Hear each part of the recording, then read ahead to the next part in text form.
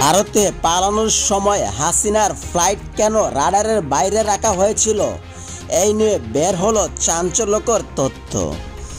গত 5 আগস্ট ছাত্র জনতার বিপ্লবের মুখে দেশ ত্যাগ করেন শেখ হাসিনা। এই সময় তিনি বিমান বাহিনীর একটি হেলিকপ্টারে চড়ে ঢাকা ত্যাগ করেন। তবে এই সময় হাসিনাকে বহনকারী বিমানটি ছিল রাডারের বাইরে। বিমানটির ফ্লাইট পথ ও অবস্থান অস্পষ্ট করতে বন্ধ করে দেওয়া হয় এর ট্রান্সপন্ডার। বিমান বাহিনীর ট্রান্সপোর্টার বিমানটি ঢাকা ত্যাগ করার সময় এটি একটি প্রশিক্ষণ ফ্লাইট হিসেবে উড্ডয়ন করে।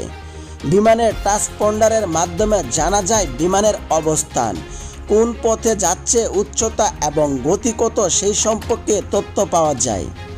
সেই সাথে এতে রয়েছে স্বয়ংক্রিয় জিওলোকেটারের সিস্টেম। তবে শেখ হাসিনাকে বহনকারী বিমানটি পশ্চিমবঙ্গের ভারতীয় আকাশসীমার কাছাকাছি পৌঁছানোর আগ পর্যন্ত এই ট্রান্সপন্ডার চালু করা হয়নি। ডেইলি স্টারের এক প্রতিবেদনে এমনই তথ্য উঠে এসেছে। এতে বলা হয়েছে এয়ার ট্রাফিক কন্ট্রোল থেকে ফ্লাইট AJAX 1131 প্রোগ্রেস স্টেপের একটি অনুলিপি পেয়েছে। ফ্লাইট প্রোগ্রেস স্টেপ হলো একটি ছোট কার্ড যা এয়ার ট্রাফিক কন্ট্রোল আকাশে একটি নির্দিষ্ট বিমানের গতিপথ বের করতে ব্যবহার করে, যাতে বিমানগুলো মাঝ আকাশে সংঘর্ষে না পড়ে।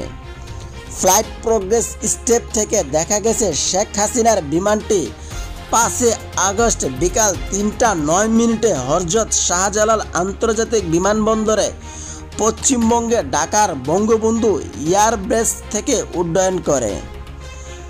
লকহিড C-130 হারকিউলিস বিমানের ককপিট এবং ঢাকার ATC এর মাধ্যমে রেডিও যোগাযোগের একটি রেকর্ডিং পেয়েছেন গণমাধ্যমটি।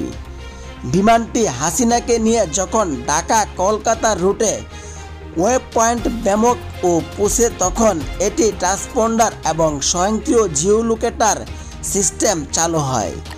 5 আগস্ট দিল্লি হিন্দন বিমান ঘাঁটিতে হাসিনাকে বহনকারী বিমান অবতরণ করে।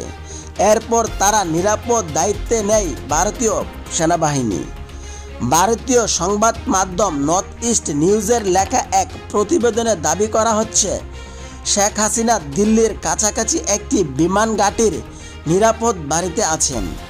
সেখানে থেকে তিনি কারোর সঙ্গে যোগাযোগ করতে পারছেন না।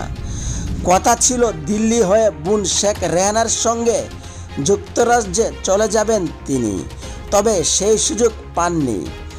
ভারতে আশ্রয়ের কয়েক ঘন্টা পর হাসিনার যোগাযোগের সব ডিভাইস বিঘ্ন ঘটে। এরপর থেকে তিনি আর কারোর সঙ্গে যোগাযোগ করতে পারছেন না। সংবাদ মাধ্যমটি আরও জানিয়েছে হাসিনার ওই বাড়ির বাইরে যাওয়ার অনুমতি নেই। এমনকি ঘাঁটির ভেতরে সেনাদের জন্য থাকা একটি সুপার শপেও যাওয়ার সুযোগ পান না তিনি। অথচ তার বাড়ি থেকে সুপার শপটি হেঁটে যাওয়া যায়। এমনকি এখন পর্যন্ত মেয়ে পুতুলের সঙ্গে দেখা করার সুযোগ পাননি শেখ হাসিনা।